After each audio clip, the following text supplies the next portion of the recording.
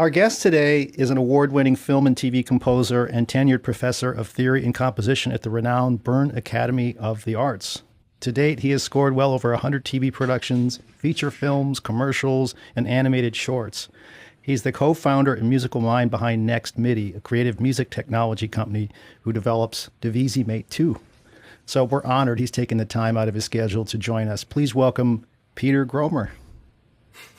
Peter, thank you for being here. Hey, good. Thanks for having me. It's very kind. I'm excited to be here. This is great. So I guess, right off the bat, we've got this great product you're going to demonstrate. When people ask you that, especially for people here who are composers, musicians, maybe they haven't heard of it. What's the best way to describe this product? Well, first of all, I have to say, we are a two-man run company. So it's Stefan and I, and we've been fortunate enough to stumble over a problem that seemed to be out there for decades, and no one has solved it.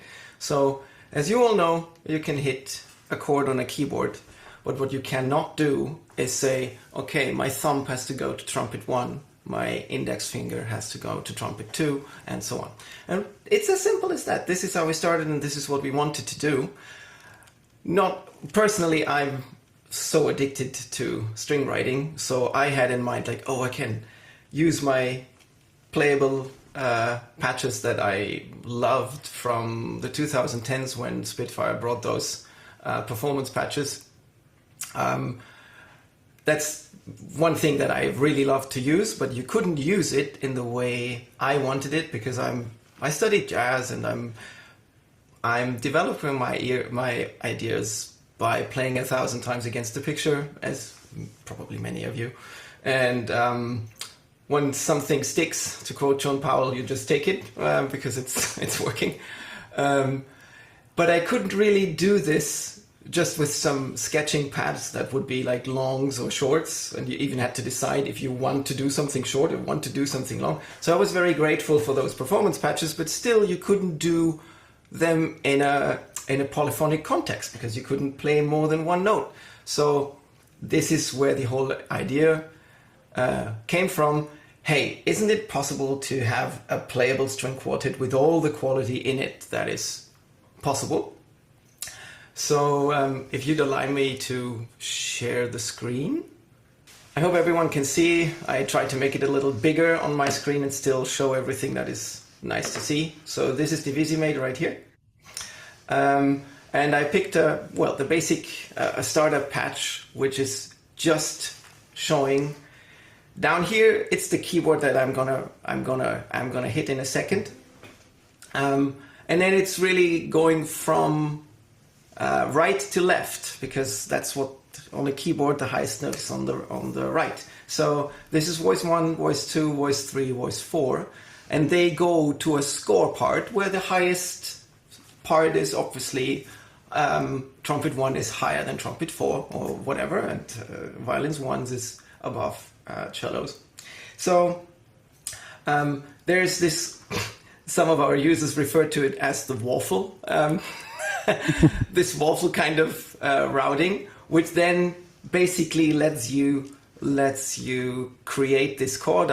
For this first small demo, I'm just explaining the basic idea.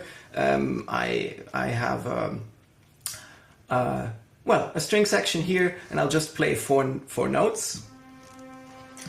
I've got this lovely thing here that some of you might know. I know it looks a little bit like an entertainer whatever thing, but I love it, and it has come in handy over the last decade as it has been brought to me by a student. And I love it because I have both hands free and my foot is not really good at controlling dynamics, let alone a second parameter like vibrato. So with this I can hit both. So let's do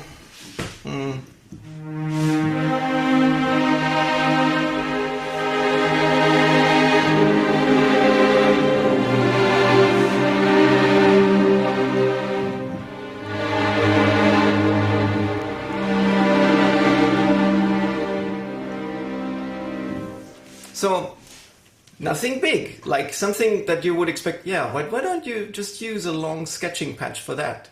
Because it's not as much fun. Because you heard all those little portamandos and the legato transitions and everything. So I just loved that. Once we had that, we knew, oh wow, okay, that's not just us, because first we developed it just for us, and then we thought, oh, maybe let's put a little more effort in and make it a product that can be sold in 2019. It's insanely long time ago. Wow. And version 1 really was a rough, sketchy thing that did everything it was supposed to do, but couldn't really do all the things we now in version 2 can do. So we had to rewrite the code 3 times. So this is German engineering in software. And obviously now that we finally got it out, we're proud that it can do what it can do. But the basic idea is something, well, I think you'd agree, something very simple. Right. I mean, that's, and so in terms of Digital Performer, and just so everybody who may be relatively new, just maybe the architecture of setting it up and how that routes, to and from the app. Yeah, that's good. Okay. I think I'm a total recall lover. So if something can be done within the DAW, and I can recall it 5 years from now, and it still opens the same, and I don't have to think about, okay, what instance on my server did I use for this, and so on. So I'm explaining the plugin workflow. There is a standalone application that kind of works the same way, but I like it that it's now integrated into my DAW session. So I just created an instrument track where we have Divisimate. And what Divisimate does is it takes whatever input is getting into the track, and then it routes it to 32 virtual MIDI devices, MIDI ports. The reason why we do this and do not work with, well, now we do work with channels, but back then the initial idea was we want to be able to go back to the usual or the old way of working, which is, okay, no complicated divisi shit, forgive my language, but no complicated stuff. I want to play line by line. This is what I'm used to, and I want to develop my composition without being chained to a workflow that for some things works and for some things maybe is not perfect. So if you hit bypass, you can just go to any track in your template that is routed to those virtual ports. And if you just record enabled that one, you can just play that track as if Divisimate wouldn't exist. And that was important to us because Stefan and I decided, yes, it's a good thing. And as you see, as I'll show off in a second, you can play a whole orchestra with basically one run through. But you don't always want to do that. And you want to develop more polyphonic lines that you can think of in a live run through while improvising. So there's always a time for being more detailed and more single instrument orientated, and where you want how do you say, a broader stroke. So the MIDI goes out of the plugin into 32 MIDI ports, and those you can route back into the DAW. So here's my 1, 2, 3, 4 tracks, and they go into Divisimate 1, Divisimate port 2, Divisimate, or they are fed by Divisimate port 3, Divisimate port 4. So if I undo that routing, nothing's gonna get through. And if I set this routing again, and maybe this time add the contrabass, just add pitch.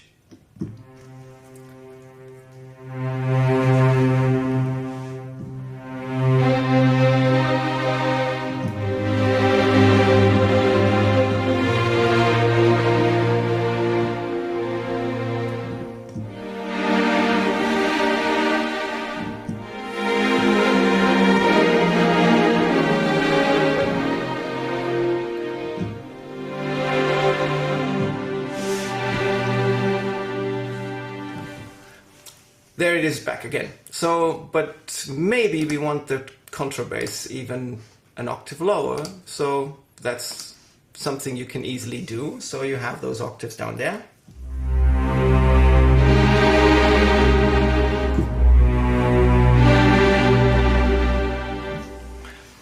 And many more little tricks, but that's the basic idea.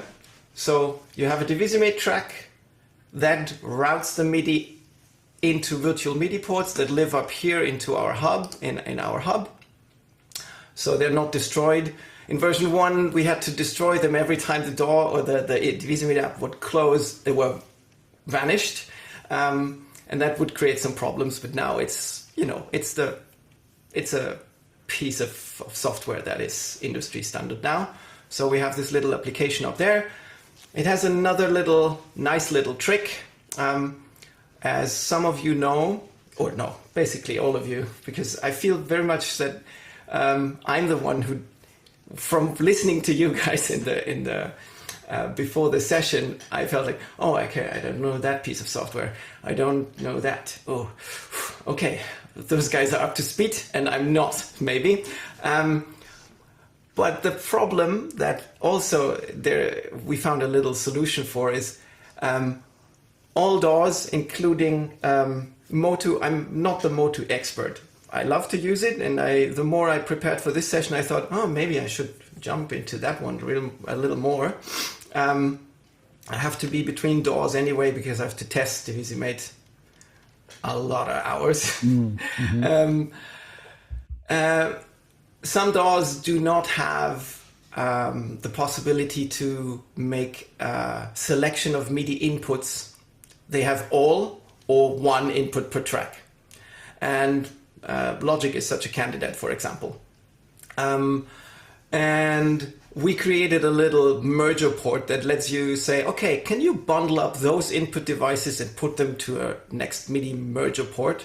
And this is the one that I just chose here as an input. So I have my piano and the breath controller feed that track.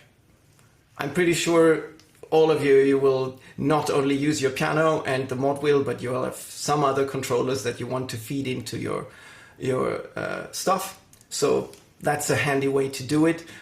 If Digital Performer offers a good way to do this in the DAW, use that one. That's okay. So MIDI comes into the track, goes out into the ports, and is routed back into the DAW. On what scale, I'll show in a second. So let's make it a little bigger. So this was, no, let's stay with this simple one for a second. So just so you understand what is possible even with this little thing. So I guess everyone knows what double lead means, which means, so you don't have to play with 4 voices, but basically the top and the lowest one are the same, and you try to embellish or strengthen the melody a little bit. It's something I found when I studied jazz, and it was about sax solo writing and so on. But actually, it obviously works very well for a string section as well. But it's complicated to play, and sometimes it's not really easy. It sounds exactly the same way if I play it with 4 voices, but why should I if the idea compositionally is always the same? So I'll take the top voice. Oops, sorry. And this is the top voice, second and third. So the top voice is played by the lowest instrument an octave lower. So we get this little melody that I tried to plant since day one for Divisimate to have some kind of a recognizable melody for us. So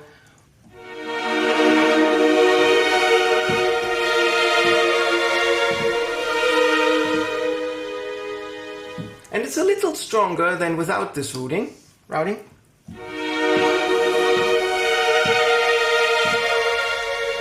And again with.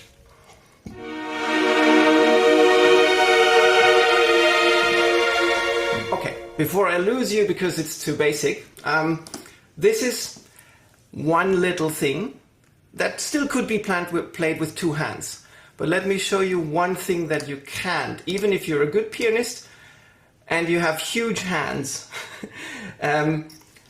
We all know that low strings like to be open position, otherwise it will get quite muddy like this. Let's go, where are we?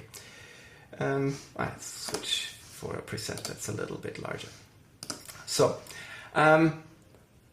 this is the full string section in a typical John Williams thinking. Let's not divide, let's keep strong sections together and not divide them up so it gets a weaker sound. Let's just be more clear what notes are to be played, and then let's do it. Okay, so what are the lower strings doing?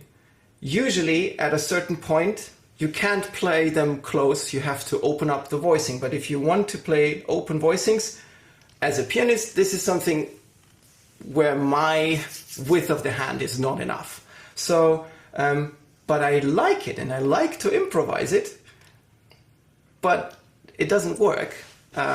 So what Divisimate does here is it says, okay, so these are the three voices, 1, 2, 3, of the lower part in our string ensemble, and I'll have the third, or the second voice in this case, up an octave where those two are transposed down. So what we'll have is this.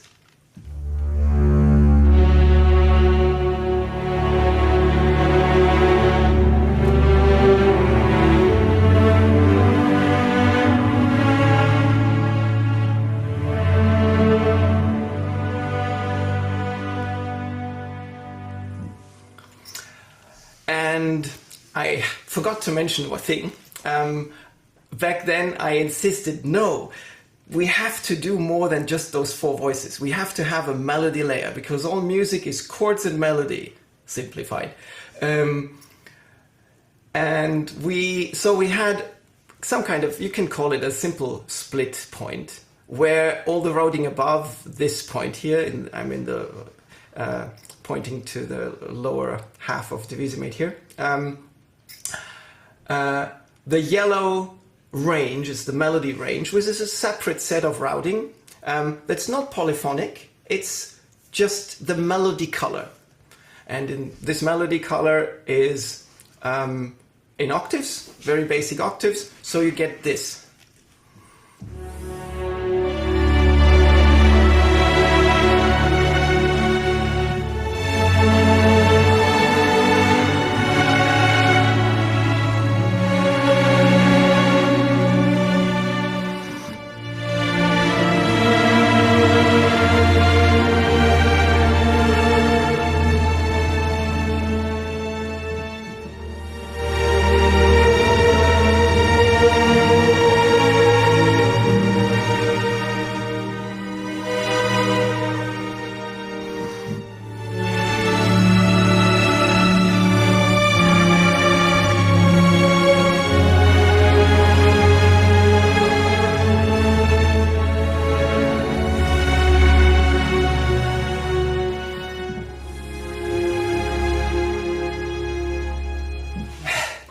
Forgive me, I'm out of breath a little bit.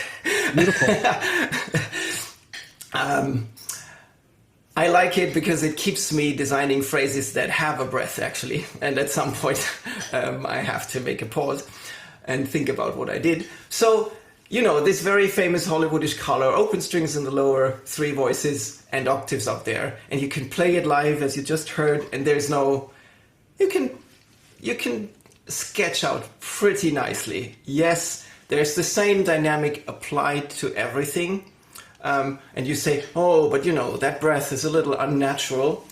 Well, first of all, you can edit in some little changes. Second, we have a humanization engine that gives you the opportunity to offset the timing and the values of the CCs, and the velocity and the note timing. So you can make it a pretty crappy high school band or super tight, maybe a little bit bleak computer band, which is not what we want. We want to be as realistic as possible if we work with these digital tools. So a little bit of humanization past the point how sloppy I play is welcome, especially if we go to larger sections. It adds up and gives a nice space of, so they are not together 100%. So that's cool. You can always quantize out once you record that stuff into those separate tracks. I maybe should. In fact, Peter, that's a good transition because Yeah. of the idea of what's captured into the timeline via MIDI. You know, in other words, what's the result of what's happening as it gets captured? Perfect. Let's do this. So I'll record a short thing.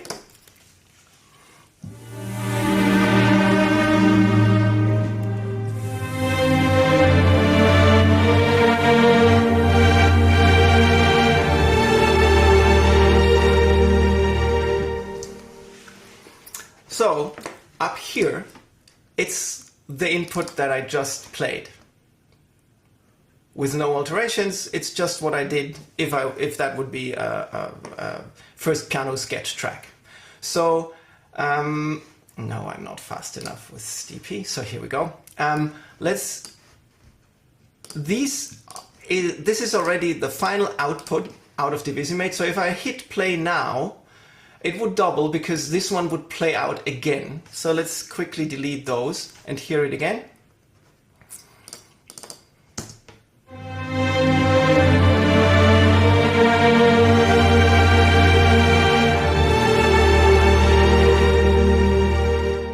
So, and now I can even re-record it. This one I have to mute, otherwise, well, no, I don't have to because I'm not feeding anything into it, so it should work.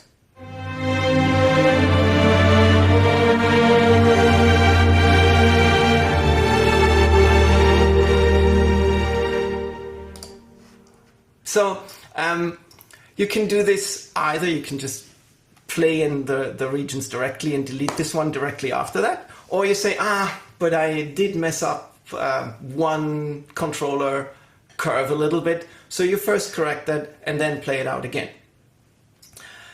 But the basic idea is to create quite fast and quite well, always concerned with the end result. You're not building something where the whole afternoon you don't really know what the end result will be, but you create a full texture and then decide if the harmony and the melody and everything was right. But it's not the crucial part of composition, that is instrumentation and orchestration, is now glued into what you're doing. That's how I feel it. And it's well, I studied quite extensively and I never really had a good orchestrational training at first. Of course, I learned how the instruments work and what the ranges are and what the colors are and so on. And I tried to get into that. But you all know the best experience is to have it played and learn from that. But that's insanely expensive. And these days, younger folks cannot sit in too many recording sessions anymore. At least I couldn't already. And let alone like orchestral recordings where you would need so much time to really grasp what are all those colors, and you would have to sit even in a good spot so you can hear the subtleties. So this enabled me to get, I think, a lot better in orchestrating for the last 5 years, and I would have loved to have that when I studied. But it wasn't out there. There were all those sample libraries, but you could never hear a whole texture together when you play, hey, I make this C major, what can I make it sound like? How strongly does that affect also the film scoring aspect? How strongly is minor always sad? Well, no, that depends how you orchestrate it.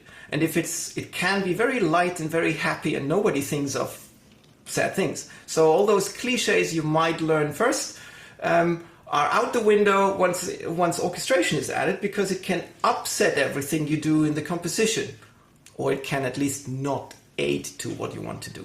So Peter, though, again, sorry to interrupt. Go ahead. Again, I know you're capable folks, so I don't want to intrude on what you know and not know. I try to say basic things that I said to my students, and that I more and more incorporated into my teaching. To make a slight correction, I'm not a tenured professor anymore because I now live in Canada, so I can't do that, flying back and forth.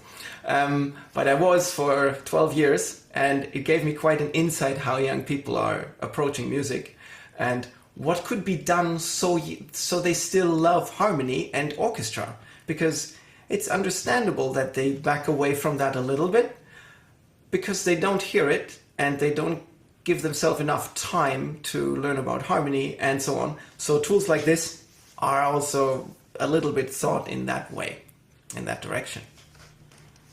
Sorry, Matt, you were asking. Oh, no. I was just going to ask you, for just thinking for the collective group on virtual instrument libraries that they own and sort of how this, I mean, obviously this is sort of an agnostic software as it relates to whatever libraries you have, but can you talk about that part of it? Yes. So the nice part about this is that it basically can be used with whatever you got. If you look at, there's something called the orchestra, which is an idea similar to this without the melody range. And the orchestra, the quality of the samples is maybe not up to the highest standards we all share. If you look at the big players, Orchestral Tools, Spitfire, VSL, East West. I know East West has something that also orchestrates, but you don't have the capability of then altering the MIDI output in this way.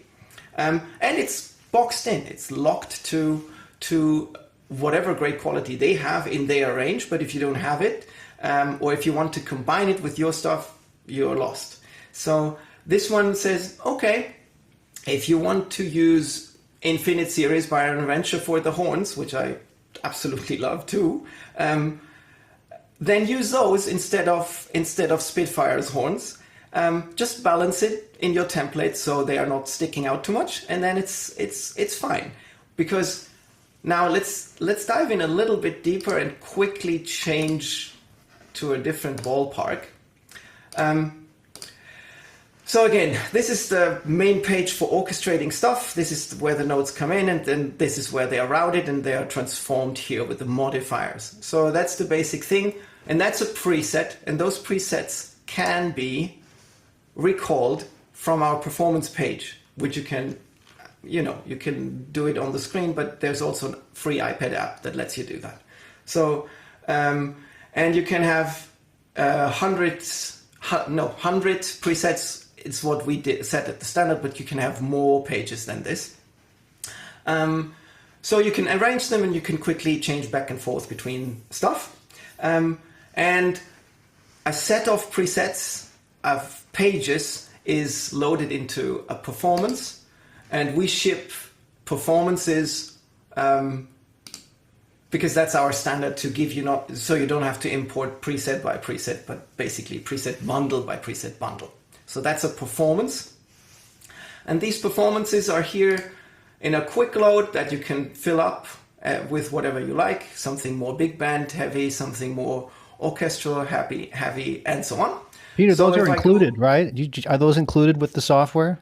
Yes, sure. Okay, yeah. Excellent. The idea is, here it comes. So first of all, it gives you great freedom what you want to do while you're working and you're designing or voicing and you want to spread it out for a section.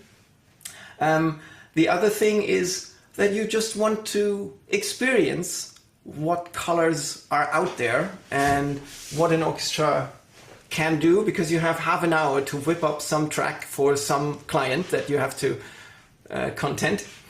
So for this, we created, our first collaboration was with VSL, and now we have another big player in the pipeline.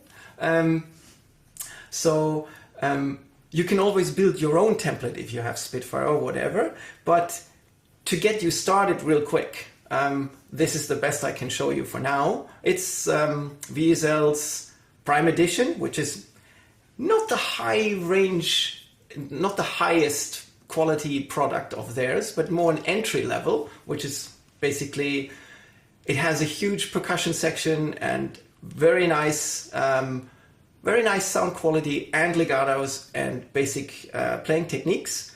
We don't look at super flotando and whatever, but the basics. So, and it's the whole range. It's exquisitely sampled. And now, what does it sound like? Well, it sounds as an orchestra played together like this.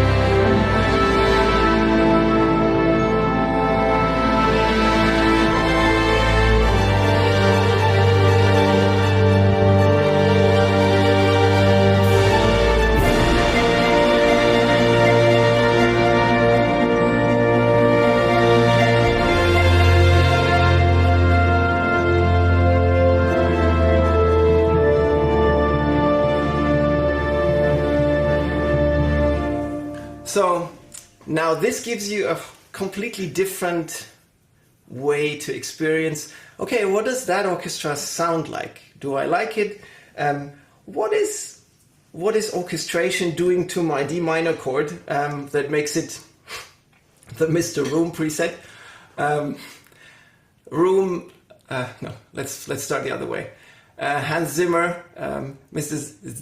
Zimmer, the word Zimmer means room in German. So this is why it's called that. Nice. And it's, it for me at least, I didn't look up the score because I know his scores are heavily layered anyway. And if you play them back live, they're not always without intricate sound engineering and extensive sound engineering. It's not easy to replicate all his scores with a live orchestra just from the score. So I did this more by ear, so don't call it out on me if you say, but this is not exactly Da Vinci Code. I know, but it's a very Zimmer-esque texture. And it very, very quickly can conjure up that blockbuster vibe that you might need for some up final scene in a movie.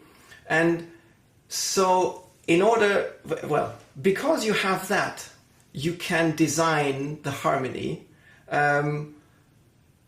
live while you do it, and you can much more clearly get an impression what the final result will be on the spot while you do it. Now let's quickly jump around a little bit to show you the differences. So the orchestra here stays the same. It's always record enabled. I could read record and record the whole thing. So what's changing is this in the background, how complex that routing looks. So there's something we added in 2.0, which we knew that we needed it, but we couldn't do it in version 1 up to version 4, which was, okay, long notes are nice, but this is boring and I can play as interesting as I want. At some point, people will get bored listening to this. So in version 1, we had at least something that would repeat the note.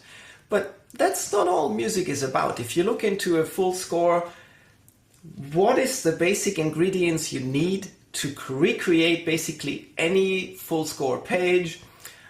It's long notes, obviously. First of all, it's some harmony and some melody. And part of the harmony might be the lowest note, which would be the bass, okay?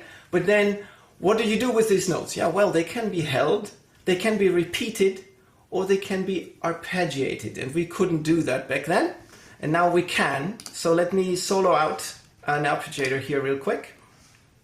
And if I hit solo up here, we can hear just that one.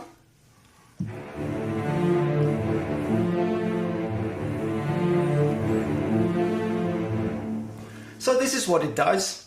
And if you look at this pattern in detail, you'll see that no other arpeggiator will be able to do that. because we have control over the voices, and each little knot you see here can be transposed either constant structure, either constant or in scale locked. So once I knew that we could do this, I knew that we can throw out presets as many as we want, because this is endless what you can do with it. So obviously the full impression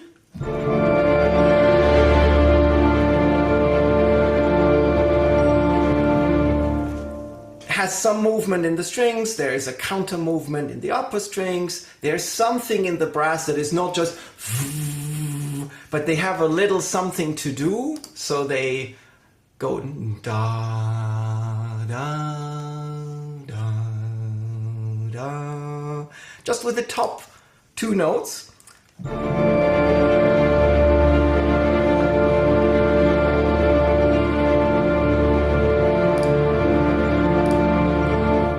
Can I have that solo, please?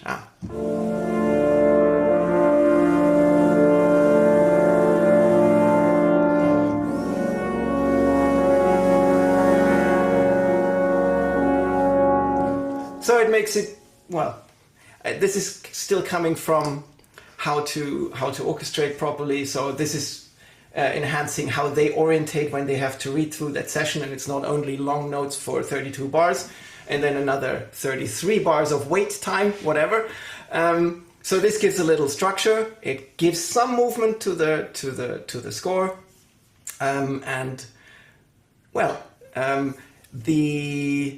the combination of all those little things gets you that more realistic or close to real impression of this texture.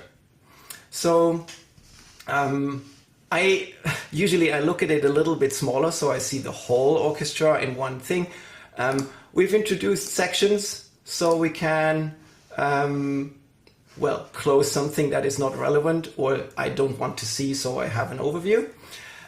But you can very easily also zoom the whole app into something bigger if you like. Just like DP actually, and I tend to like that feature quite a bit, I have to say. So there's this one texture. Can it do something else? Before I do that, obviously I have to show you that this is not only responding to me blowing into this thing, but it's also velocity responsive, concerning what the instruments will do, but also which instruments are triggered. So if I hit it softly or hard, there's impacts you can choose. There's even for you the possibility to choose that just above a certain velocity threshold the horns should come in and so on. So stuff like that, but I don't want to overcomplicate things in this very first session, like, oh god, I'm never gonna learn that.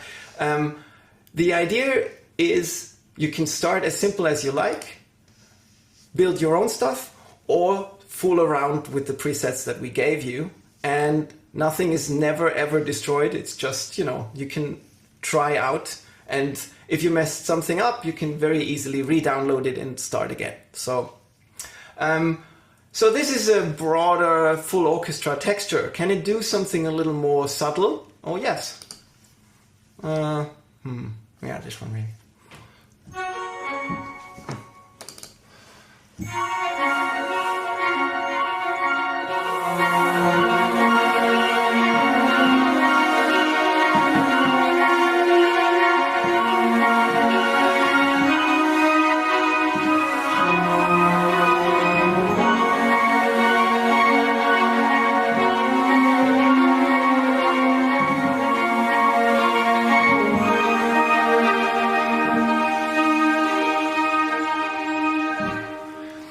And if you say, well, but I won't stay at that texture that long, then you switch and you go to something else.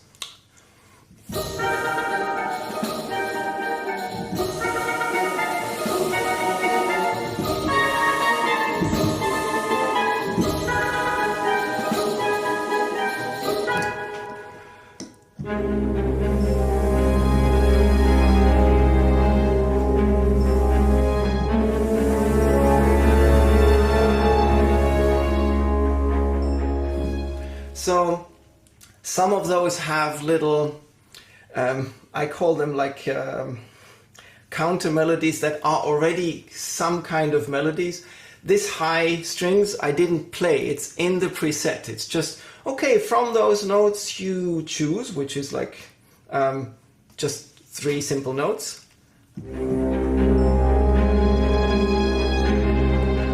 I take the top and the lowest one and put them into a string kind of echo of what the chord is doing. Just to have, well, it's the start for a melody maybe. If I don't like it, I can edit it out anyway. But for now, it gives me a little, well, I call it light political tension. Nice. Don't call me out for all those names. It has to be, yeah. It's when I do it and then I think of something and then it gets the name. But, you know. So this is the King of Lies, and I think you'll know what I had in mind when I had that played, or when I built that together.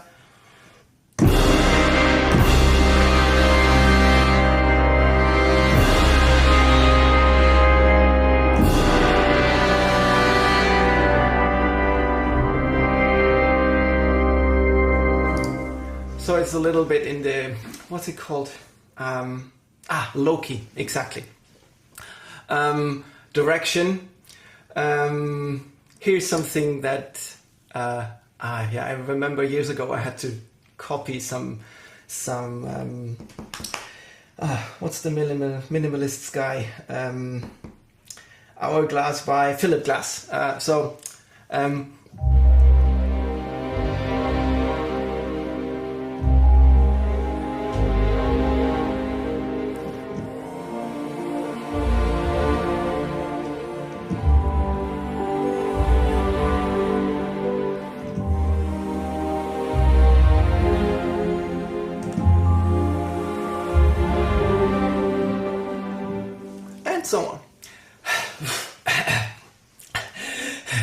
on.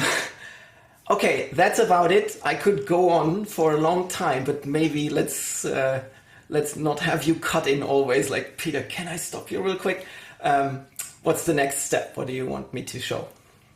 Sure. Well, I love the fact that we've talked about the routing and obviously the version 2. I mean, are there other version 2?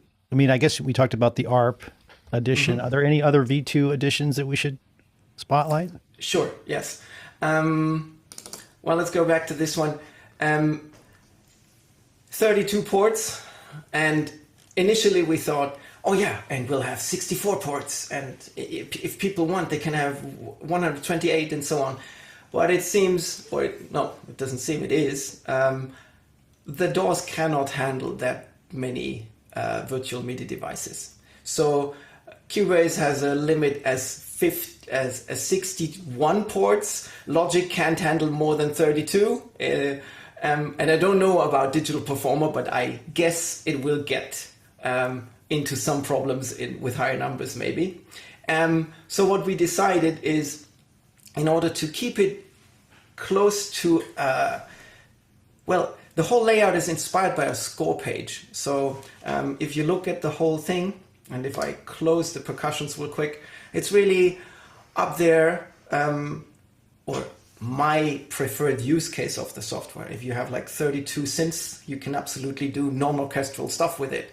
But I thought it from the orchestra and the score page. So there's a full woodwind section, full brass section, a string section, and that would leave us with 2 ports for the percussions, which are so insanely important. But since we couldn't do everything that we wanted in version 1, having no arpeggios and stuff, we decided to be okay with a harp and a piano in the beginning. But now we have multi-timbral ports. So those 2 ports can be split up into 16 channels and can be routed individually. And you can do all kinds of nice stuff with it. So a big step is to have 32 times 16 ports, basically. I dare you. I hope you have the machine to be able to actually do the processing for that.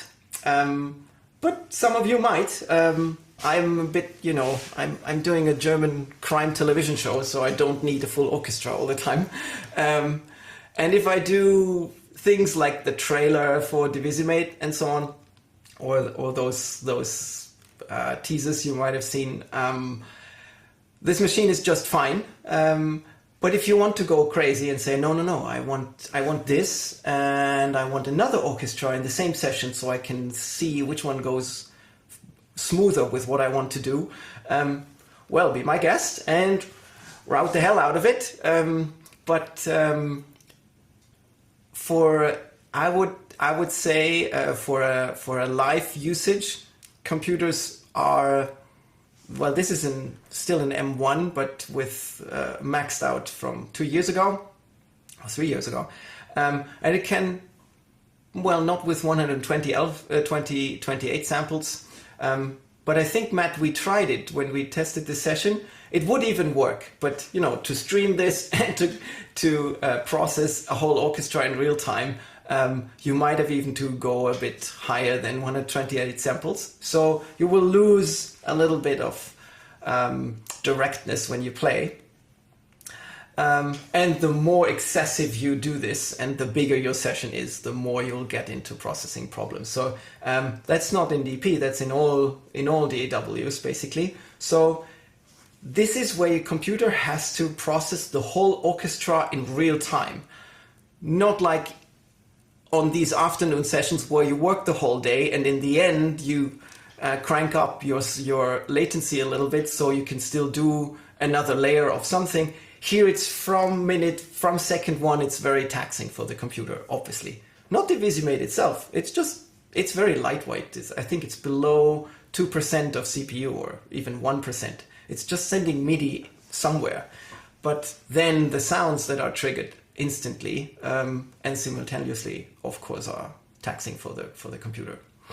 So one more little feature. There's many more, but let me highlight one more. It's the transformer. So let me show you. How can I show this best? Let's go back to...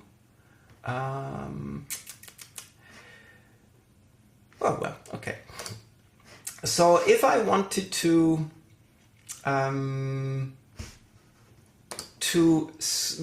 put something more in the background dynamically or bring something a little more out. Let's go to this one, why not? So we'll have, where are we? Here. Yeah, here. You notice the trumpet is maybe I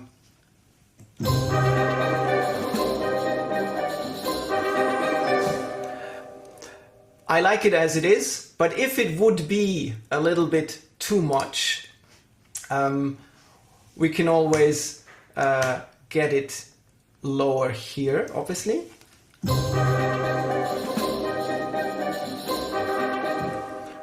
And even more.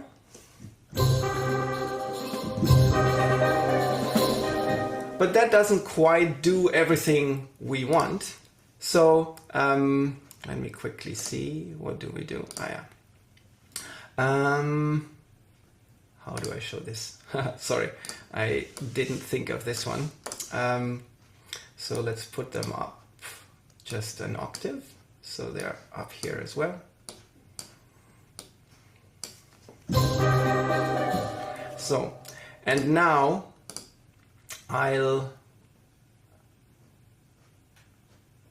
put in this one. So this is basically something that works. It looks a little bit intimidating, but it's just parameters that are changed into something else. You can take a note range and limit it to one note. You can transpose it, obviously, but you could also take a CC range and say, okay, 1 to 127 now gets to be only 1 to 60. You can have the same thing, the note range stays the same, but the velocity is like scaled down or scaled up, or it's starting to receive only data above a certain velocity threshold, or CC threshold, or pitch bend, or whatever. You can also block out notes. So this gave us the possibility of saying, okay, I want in the lower velocity, I want a low velocity tam-tam that goes like boom, like a nice warm one. But if I hit harder, I don't want the thing in this preset. I just want the low warmth, gloomy atmosphere. And in the high velocities, I really want piatti that go way brighter or something like that. So as it is, there's a quote of Stefan out there somewhere in our press stuff that says basically we're still experiencing, we're still getting to know our own stuff, which is kind of true because the possibilities are bigger even than we thought. And there will be, it will be months ahead where we are always in contact with our users and listen if something is off, or they might request something that we can fix or something that we can introduce at a little feature. But now is the time where we really make use of this and will collaborate with sample developers and put out presets that are inspiring, just like these that you heard. Right. Well, I was just thinking about one of the neat benefits of version 2 in the performance, because it's a plugin, the automation that can be recorded when you're switching between those is really a powerful feature.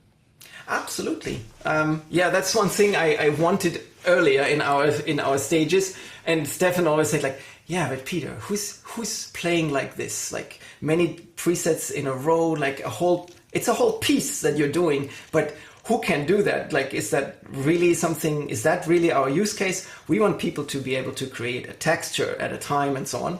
And it was quite tricky, actually. Now that we are a plugin, it's easy to automate those performance paths just via CC, basically. But back in the day, we couldn't do it. So yes, you're right. Now you can really play and record those changes on the fly. That's great. I mean, it's such a powerful program. And just for everybody watching, just know that there are some very elaborate videos that you can see on YouTube, for the details of what he's talking about today. I've watched a number of them. And so do go to, now, is it just the Divisimate channel or what's the best way? Divisimate channel, yeah. Got Divisimate. it. So, I mean, this is fabulous. I guess, Adam and Glenn, for those in the audience that have questions for Peter, now is a good time. I can think of a couple. First, some folks asked about your Win controller and what is the Win controller you're using. I think from what I saw, it might be a Tech brand. Perfect. Yes, that's it. Okay. They have two, and I've been lucky enough to get them from them after I broke the fourth one. So they don't live endlessly, but they're insanely good. Why do they break? Because you bite on it too. It's a breath and bite controller, and that's the whole thing. Whenever I see one of the Spitfire guys move their fingers with two faders, and it's the impression that they move them independently. Good for them, but I can't do that. I can't control vibrato and dynamics at the same time in that detail that I like. For me, it's very natural to blow into that thing first, because I like to sing also. And biting for the vibrato actually worked for me from minute one. It's very individual. You might hate it, you might like it, but it's worth a try. And here it comes. I never wanted to try it because yucky. No, don't keep your thing. I don't have to try it. But my students at some point said, come on, Peter, just buy one. If you don't like it, throw it away. Just buy one. So I went in and bought one, and it changed. A half an hour after I had that thing, I played a trombone solo on a nice singer-songwriter track I did then. And it's I didn't have to change it even because it was no looking back. A question I think some folks are curious a little more about how Divisimate outputs the MIDI data. I wonder if you could record another passage and Yeah. make it visible in the MIDI editor window with the MIDI tab rather than the sequence editor where you are now, to be able to Okay. watch it show up as MIDI in the MIDI data.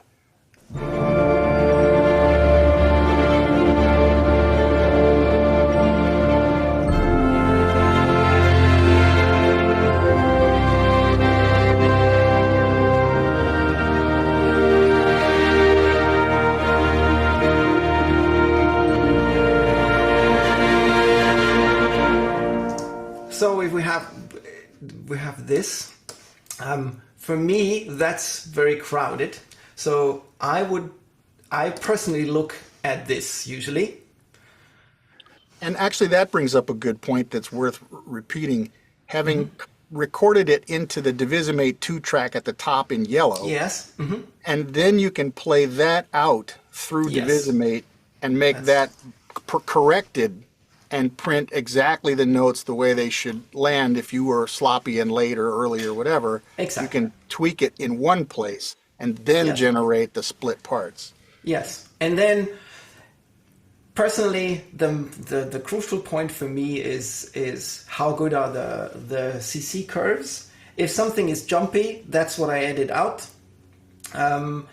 You can obviously apply some decay here, so it's not reacting to every little cough you do, which is smoothing out. But if you then, with that setting, play a big band, you won't have as strong forte pianos as you would probably like. So there's some tweaking here, or after that's in the DAW. And then even, depends on how much time I have and what the goal of the whole thing is. You can absolutely go into the individual lines and say, okay, here, I should just roughly, I don't even listen to each one, but just edit it a little bit so they don't do the same thing, or a little more vary from each other. But yeah, that's the idea. First, do a big, very, very convincing sketch already, and then work from that. Very cool. And so a bunch of people were asking, what kind of computer are you running? What's the computer you're running? It's just a MacBook Pro from, as I said, 2021. No, 22. I think 22 it was. So yeah, it's an M1 with 64 gigabytes RAM. Nothing big. But I have to say I became too addicted of taking this thing into some coffee shop and doing some edits there, coming back, plugging it in, working something, and so it's really good to not have two computers. I'm selling my iMac Pro that is behind the sofa right now because I don't use it anymore, and the more I let it wait, the more it will lose. So.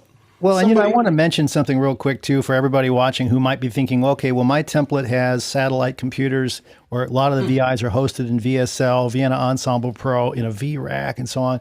And remember, these MIDI ports, they can be assigned anywhere. I mean, remember that's he happens to have these obviously loaded into DP directly, which is great, and that might be the way you work, but you can direct those MIDI channels wherever they need to go. Yeah, exactly. Of course, I know that there's satellite systems. I'm just not. I moved to the West Coast, so let's see what's happening here in the next couple of years for me. But back in Germany, you rarely need the speed of having a 500 track template and throwing out that huge amount of music. At least I didn't, especially with these larger orchestras with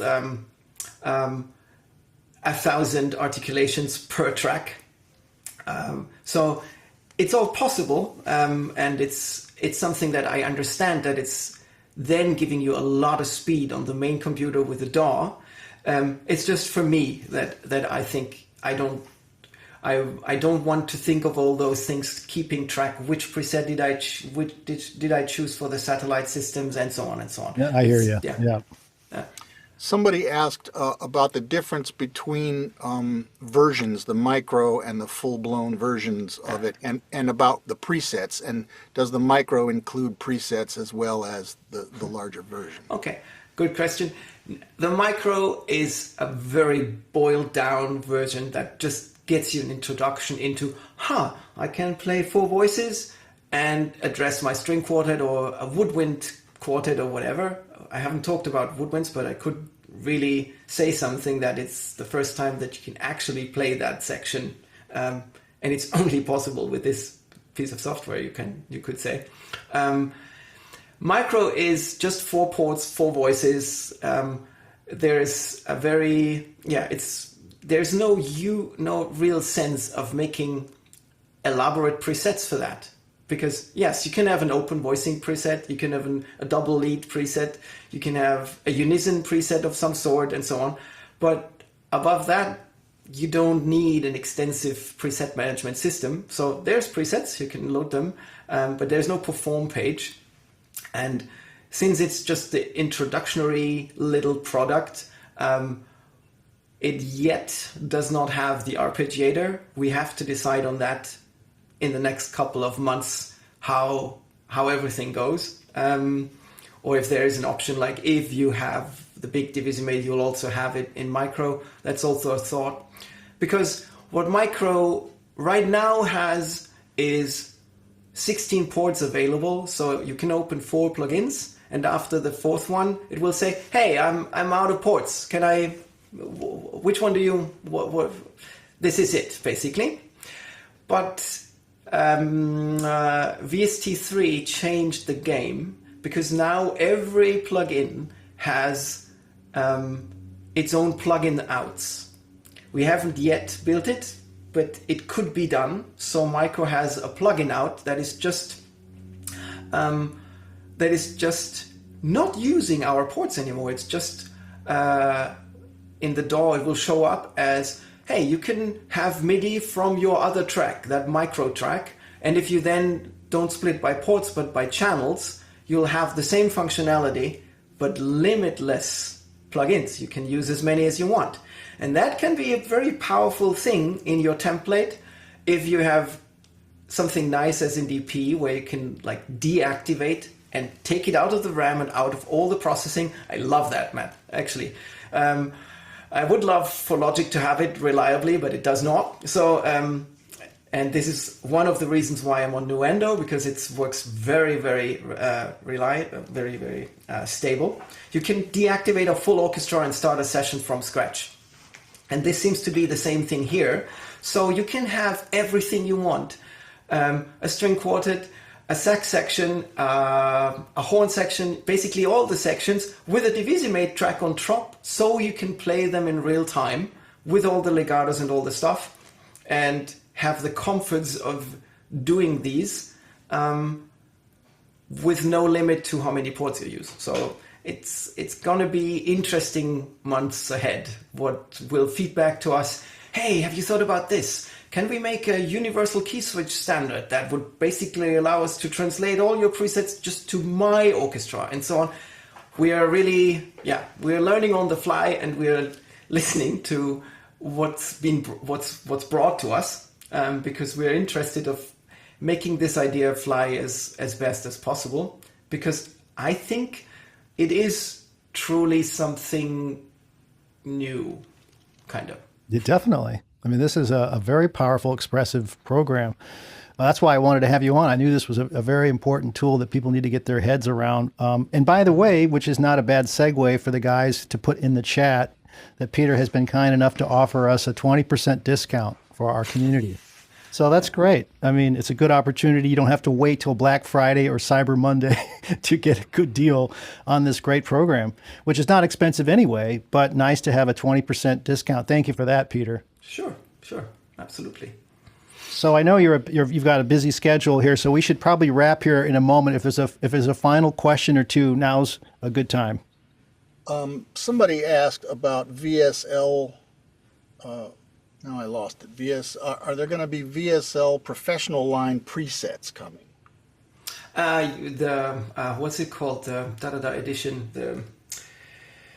Yes. The answer is yes. VSL talked to us already, like, hey, would you guys consider like doing the whole thing again, but just with full depth of everything we can offer? So Yes, we are looking into that, and once we have the time to really have two of our contractors work on presets, so they are basically pre-prepared, so I can start tweaking them and curating them.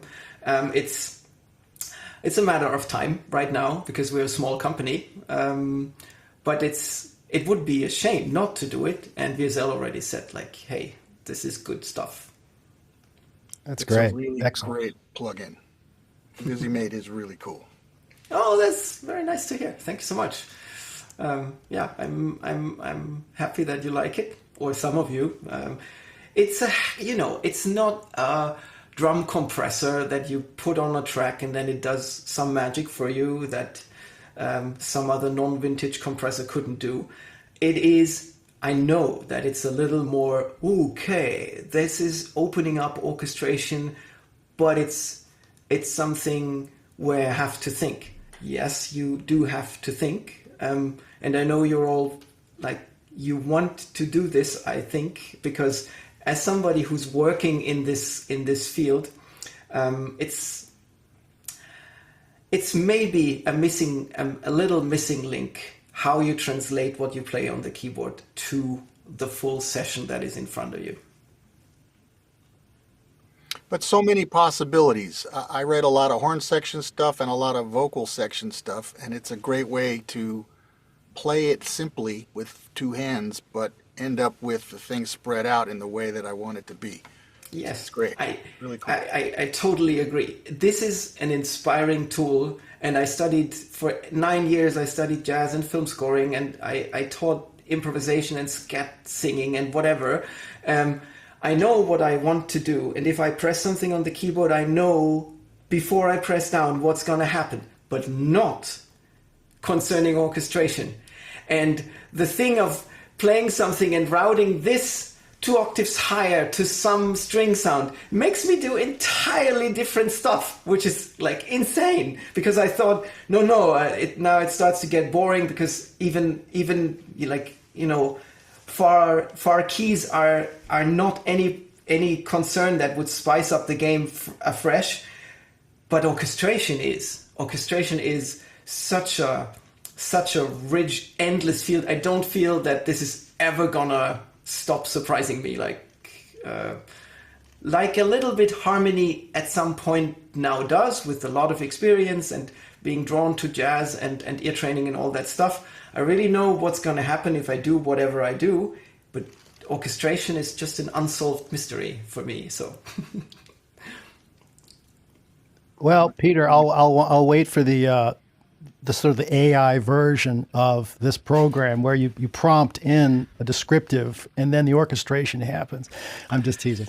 You're teasing, but our developer says, hey, this is what's coming. But if this is something. It's not impossible,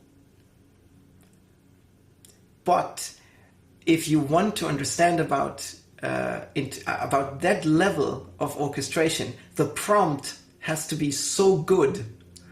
Then you probably could have just programmed it into Divisimate anyway. That's the basic problem I see with some AI anyway, that either you're expert in prompting and still you don't have any possibility to render the end result in a slightly different way. Well, with Divisimate, the prompting could just make a first suggestion and then you can edit it. So that's why it's like tempting to think in that direction. But this is not coming this year. That's good. That's good. So we have one more question before we wrap. One more question, if you can. Go. Peter, all my questions got answered. I raised my hand 3 times and then somebody answered the question, so I lowered it. But I just wanted to tell you, I think you're the best breath controller person I've ever heard, which is why people kept asking about the breath controller. Okay. Now, I tried one and hated it so much, and I even played the trumpet, but I gave it to another member here, Ray Toller. Okay. And I was just wondering, you said you took to it right away.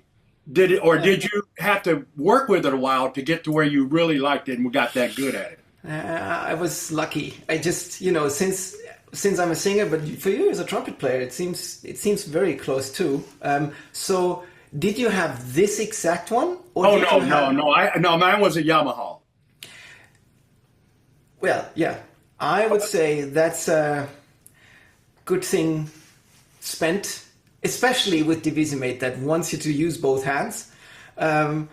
This is something that, I'm sensitive to how hard this thing is, how soft I use the soft mouthpieces, there's harder ones. And I quite for some time learned how to, can I share this as well? Can you see this? Yeah. Yes. How those curves, this is the typical thing that all designers and all musicians at some point learn, that Bezier curves do something magical that works better than linear things in others. And so the red one is the dynamics, the green one is the bite, which controls the vibrato. And what I mentioned earlier is those two things, the attack filter and the decay filter. Okay. That takes away some of those bumpiness that you might program in if you don't have that. And well, the guys of Tech Control did a good job and brought that little piece of software with it, so you can tweak it very easily. But you first have to spend some time getting to know yourself. Okay. And then it's very nice because you can say, basically, if I do a change, I can say make it permanent, and it's loaded into the controller forever, as long as you like. Yeah, it's a good thing. And I heard, I was in contact with another breath controller manufacturer that did quite high quality stuff, but no vibrato, no individual vibrato control. And I tell you, this is part of the trick. Why the whole woodwinds then flower, they bloom a little more. The strings, in this case, when I started with the small string ensemble, you heard Spitfire stuff that has vibrato control. This basic version of VSL doesn't it? It's still good because the whole thing is so convincing, but would it have non-vibrato going into vibrato, going into a very vibratissimo, John Williams-like? It would be a special flavor that you can't always use because the Williams sound will conjure up other connections in the audience, and some of those connections will be, this is 30 years ago, which it's not, but some other soundtracks these days aren't using that sound. But sorry for trading off. That's okay. I just wanted to let you know that, and the final thing I wanted to let you know that I will be getting this product. Yes, it is so excellent, and you showed such a good demonstration of it. I went, oh man, this I will be getting. That's all I got to say. Thanks, man. And Ken, I hope you'll have a lot of fun. The actual breath controller is named Peter Gromer. That's what he just told you.